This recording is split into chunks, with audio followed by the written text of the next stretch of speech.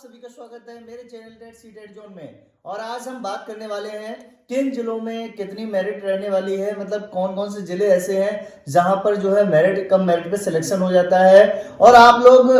जो है सभी लोगों का क्वेश्चन यही था कि हम किस प्रकार से जिलों को हम वैकल्पिक के तौर पे भरें जिससे हमें अपने आसपास के होम डिस्ट्रिक्ट मिल सके। तो चलिए आइए हम दोस्तों बात करते हैं। देखिए यहाँ पे सबसे इंपॉर्टेंट बात जो समझनी है वो बात ये समझनी है, जिन लोगों का गुणांक अच्छा है, जैसे जब जनरल की बात करें, ओबीसी की बात करें या एससी की बात करें, जनरल ओबीसी एससी, जनरल की बात करें चाहे ओबीसी की बात करें चाहे एससी की बात करें, जिनका गुणांक अगर 70 प्लस है, जिनका गुणांक 70 प्लस है, उनको जो है अपना होम डिस्ट्रिक्ट आसानी से मिलने के चांस है। जैसे बात करें उनका जो जैसे जिला भरने का विकल्प जो है दिया गया है, उसको उनको जिला किस प्रकार से भरना है, उनको सबसे पहले अपना होम डिस्ट्रिक्ट भरना है। सभी को सबसे पहले जिनकी मेरिट कम है उनके लिए हम बाद में चर्चा करेंगे, जिनकी मेरिट अच्छी, जिनका गुणांक अच्छा है उनके लिए कभी भी मैं इन जिलों की बात नहीं करूंगा। उनको सबसे पहले क्या करना है, सबसे पहले होम डिस्ट्रिक्ट भरना है, अपना खुद का डिस्ट्रिक्ट। होम डिस्ट्रिक्ट के बाद आपके डिस्ट्रिक्ट के आसपास के सटे हुए उस डिस्ट्रिक्ट की सीमा से लगे हुए जितने भी डिस्ट्रिक्ट हैं, जितने भी जिले हैं, आपको उन जिलों को भरना है अपने होम डिस्ट्रिक्ट के बाद। ठीक है, उन जिलों की डिस्ट्रिक्ट को भरने के बाद आपको यह देखना है कि आपके आसपास और कितने जिले आते हैं। एग्जाम्पल के तौर पे हम बता सकते हैं, जैसे मान लीजिए आप जो कैंडिडेट है वो मैनपुरी का है और उसका गुणांक 70 प्लस है, तो सबसे पहले आपको, जब अच्छा गुणांक है तो आपको सबसे पहले होम डिस्ट्रिक्ट भरना है। आपका स्वयं का जनपद मैनपुरी हो गया। उसके बाद आप दूसरे विकल्प के तौर पे आपको जो सही लगे, जैसे इटावा हुआ, इटावा के बाद आप जो भर सकते हैं एटा के बाद फरकाबाद के बाद आपका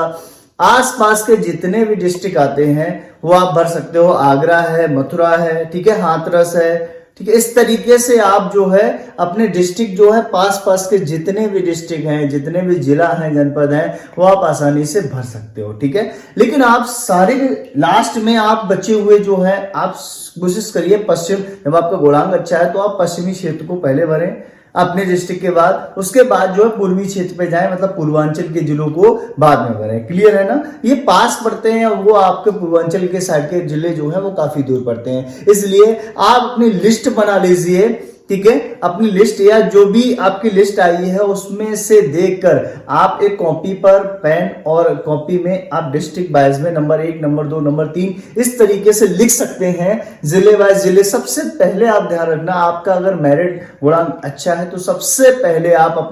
अपना होम डिस्ट्रिक्ट पहले नंबर पर, उसके बाद जो है आप आसपास के जितनी सीमाएं मिलती हैं आपको जाने में आसानी रहती है उन जिलों में, सबसे पहले उन जिलों को भरें। क्योंकि एक बार इन चीजों को आप अगर जहां जॉब लगती है, क्योंकि 2-4 साल जॉब तो 3 साल तो करनी पड़ती है, इसलिए आगे समस्या ना आए, तो सबसे पहले उन जिलों को आप विकल्प के तौर पे भरें। ठीक है, और कोई भी दिक्कत आती है तो मेरे कॉन्टैक्ट नंबर पे आप फोन करके पूछ सकते हैं कि सर ये प्रॉब्लम है, मैं आपको तुरंत ही उस प्रॉब्लम को सॉर्ट आउट करके कोशिश करने की प्रयास करता हूं। आगे हम बात करते हैं, चलिए सबसे कम मेरिट वाले जिले जो हैं इस तौर पे होने वाले हैं, और भी इनमें है 20 जिलों की संख्या है, अभी हमने 15 जिले रखे हैं। तो हम बात करें जैसे श्रावस्ती हुआ,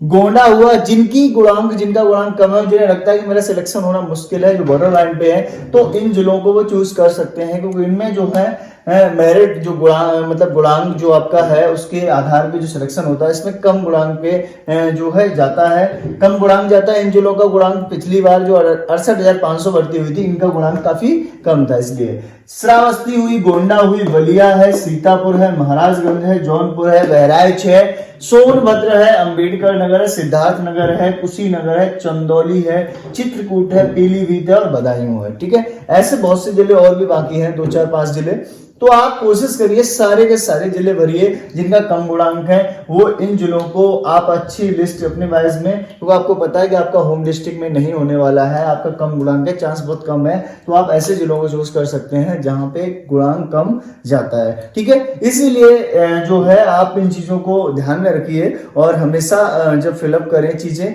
आपको ध्यान में रहे, क्योंकि चीज आपकी छूट ना जाए। अगर कोई भी चीज छूटती है आप पहले उस चीज के बारे में पता कर लें, तभी उसको विकल्प के तौर पे भरवाएं, क्योंकि एक बार गलती होने पे बहुत बड़ी जो समस्याएं हैं वो बन जाती हैं। और बहुत से स्टूडेंट का, बहुत से बच्चों का फोन आया था कि सर मेरे कहीं पिताजी का नाम गलत है, कहीं मेरे प्राप्तांक या पूर्णांक में गलती है। तो उसके लिए हम बताते हैं, अगर आपकी जो जेन्युइन समस्या जो एक BSA ऑफिस द्वारा पे जो हर जिले का अपना अपना एक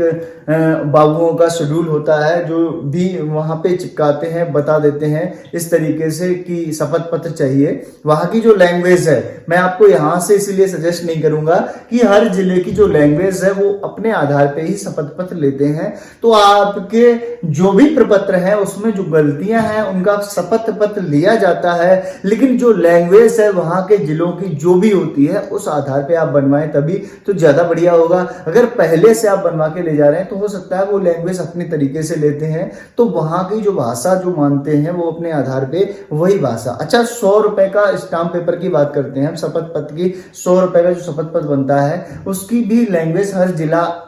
जो बेसिक शिक्षा अधिकारी कार्यालय के जो बाबू हैं अपने अकॉर्डिंग जो है वो अपनी अपनी लैंग्वेज रखते हैं। तो आप इसमें भी जल्दबाजी ना करें कि इससे कि पहले हम बनवा लेते हैं फिर बाद में हमें दूसरा बनवाना पड़ता है। 100 रुपए आपके 100-150 रुपए जो वो है जो बर्बाद के तौर पे चले जाते हैं। इसलिए वहां पे आप लैंग्वेज 2-4 दिनों में हर जिले की लैंग्वेज पता लग जाती है, जो 2-4 दिनों पहले में काउंसलिंग से, तो उसको आप पहले जो है लैंग्वेज जहां जिस जिले में काउंसलिंग आपका नंबर जो आएगा उस जिले की जो लैंग्वेज वहां पे BSA ऑफिस द्वारा जो निर्धारित की जाएगी उस आधार पे आप शपथ पत्र बनवाएं। और काउंसलिंग में एक कागज जो है आपके सिस्टम फाइल होनी चाहिए, जिसमें 3 फाइलें बना के ले जाएं, क्योंकि काउंसलिंग में जब आप फाइल वहां घर से यहाँ से नहीं तैयार करके ले जाते हैं तो बहुत सारे बच्चों को बहुत बड़ी समस्या का सामना करना पड़ता है, क्योंकि वहां पे क्या है बार बार भागते हैं फोटो कॉपी कराने के लिए, इधर भागते हैं कहीं फोटो के लिए, कहीं कुछ सारे सामान। आपको ध्यान रखना है आपके पास सारे सामान A to Z,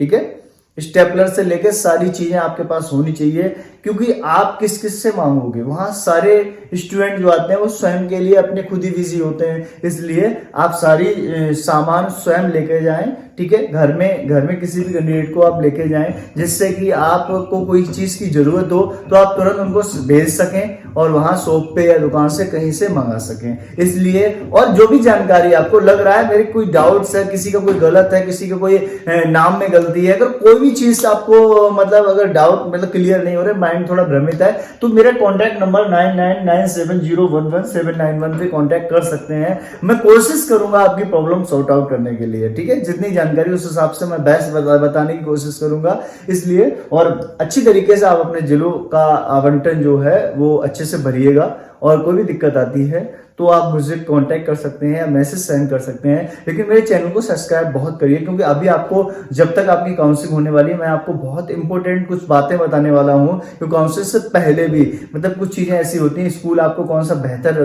मतलब मिलेगा, कहाँ पे कौन कौन से स्कूल बेहतर, क्योंकि ये भी बहुत बड़ी दिक्कत है, कहीं कहीं पे बच्चे नहीं है। आपको पता है कि अब जो है प्रेरणा ऐप लागू होने वाला है, लागू हो चुका है लगभग में सबके मोबाइल में, तो ये समस्याएं आ गई। क्योंकि आपको अच्छा विद्यालय, कोशिश यही हो अच्छा विद्यालय मिलना चाहिए जहां बच्चे की संख्या सही हो, जिससे आपका शिक्षण कार्य भी बेहतर हो, ठीक है। ओके, और चैनल को सब्सक्राइब भी करें और लाइक भी करें, ज्यादा से ज्यादा लोगों को शेयर भी करें। ओके, धन्यवाद।